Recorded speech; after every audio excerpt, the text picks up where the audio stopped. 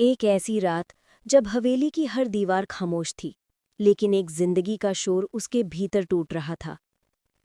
अर्जुन ने दूसरी शादी का फैसला कर लिया था। जहां पूरे घर में नई रस्मों की तैयारी हो रही थी, वहीं किसी के दिल में तूफान उठ रहा था। दुर्गा देवी अपने हाथों से पूजा की सारी थालियां सजा रही थी। धूप की खुशबू और घंटियों की आवाज हवेली में गूंज रही थी। सबको लग रहा था कि आज खुशियों का दिन है, लेकिन किस्मत ने इस हवेली के लिए कुछ और ही लिख रखा था। उसी समय दरवाजे पर एक हल्की सी आहट हुई। सबकी नजरें घूमी और वहां खड़ी थी आहाना। उसके कदम धीमे थे, सांस भारी, और आंखों में ऐसा दर्द छिपा था जिसकी आवाज सिर्फ वही सुन सकती थी। उसने किसी से कुछ कहा नहीं, बस उन सजी हुई रस्मों को देखकर दिल में टूट का एक और टुकड़ा महसूस किया और चुपचाप मुड़कर चली गई। कोई उसे रोक नहीं पाया, शायद कोई रोकना चाहता भी नहीं था। लेकिन कहानी यहीं खत्म नहीं होती। ये कहानी है उस हवेली की जहां परंपराएं बड़ी थीं और इंसानियत छोटी, जहां दिलों पर ताले लगे थे और रिश्तों के फैसले सिर्फ ताकत और अहंकार से लिए जाते थे। और इसी घर की चुप्पी में दब रही थी एक बहू, कियारा, जिसने प्यार से ज्यादा परीक्षा और दर्द देखा था। लेकिन आज की रात उसकी कहानी में वो मोड़ आने वाला था जिसकी आहट सिर्फ हवा को थी, बाकी दुनिया अनजान थी। उस शाम हवेली में अजीब सा तनाव था। कियारा ने अपने पति आर्यन के ताने, उसका ठंडा लहजा, सब सह लिया था। उसने दिल पर बोझ रखकर आखिरी बार ये उम्मीद की थी कि शायद आर्यन उसे समझेगा, पर किस्मत ने उसके लिए एक और ही पटकथा लिखी थी। रात के खाने के बाद तारा देवी ने पूरे परिवार को बुलाया। सभी इकट्ठा हुए। हवा भारी थी। कियारा को महसूस हुआ कि आज कुछ बड़ा होने वाला है। अगली सुबह तारा देवी ने सबके सामने कहा, अब वक्त आ गया है कि आर्यन की जिंदगी में खुशियां लौट आएं, इसलिए मैंने उसकी दूसरी शादी तय कर दी है।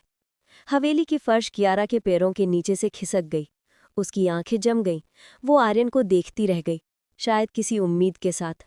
पर आर्यन ने नजरें चुरा लीं और बोला, हाँ, मैं इस रिश्ते में खुश नहीं हूं, मैं आगे बढ़ना चाहता हूं।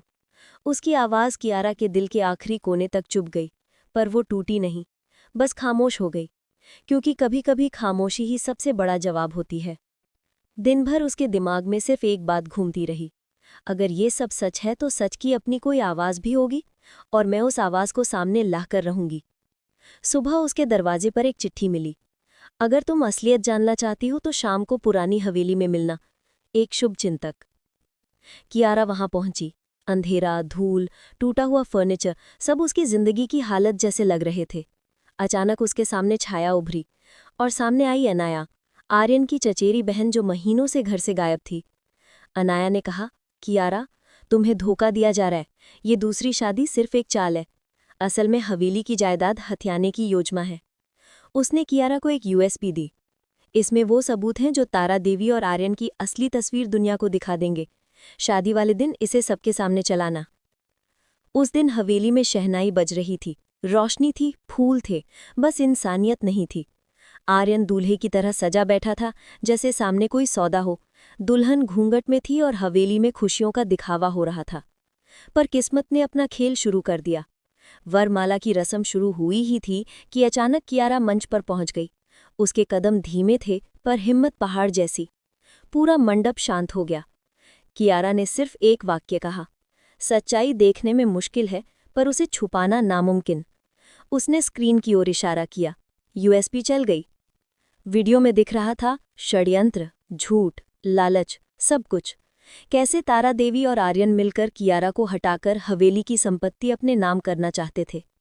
दुल्हन की सांसें तेज हो गईं। तारा देवी चीखने लगी, ये सब झूठ है। कियारा बोली, अगर झूठ है तो पुलिस को बुलाए। पूरी हवेली खामोश। कियारा दुल्हन के पास गई और बोली, घूंघट हटाओ। घूंघट उठा और सामने थी अनाया। हवेली की नींव हिल गई। आर्यन हक्का बक्का, तुमने हमें धोखा दिया। अनाया शांत, नहीं भाई, मैंने सिर्फ सच का साथ दिया। आर्यन घुटनों पर बैठ गया। कियारा, मुझे माफ कर दो। कियारा ने पीछे कदम लिया। माफी उन गलतियों को दी जाती है जो इंसानियत में हो। तुमने एक इंसान को तोड़ा है, और मैं दोबारा नहीं टूटूंगा।